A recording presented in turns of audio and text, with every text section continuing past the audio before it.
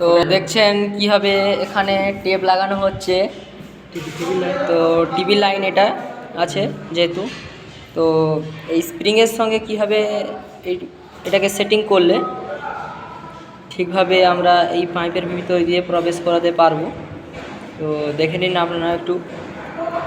আর দেখতেই পাচ্ছেন ভাই কীরকম সেইভাবে টেপটা মারছে পজিশনভাবে, যাতে না এটা স্লিপ করে খসে না যায় বা ছিঁড়ে না যায় টেপটা।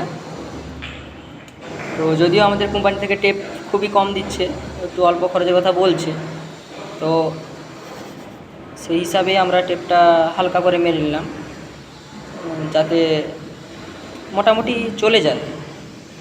ঠিক আছে, ব্যাস আমরা স্প্রিংয়ের উপর নিচ দিয়ে এইভাবে করতে করতে আমরা কাজটা সম্পূর্ণ করে নিলাম। ব্যাস এটাকে আবার এইভাবে সুঙ্গা করে দিলে আগাটা, যার জন্য আমরা খুবই টেনে নিতে পারবো ভালো মতো। ए भैया इतना जल्दी ज़्यादा मत मारो, ठीक है, क्योंकि ये अभी ठीक है इसमें अंदर घुसेगा, ठीक है, इसका अंदर घुसेगा।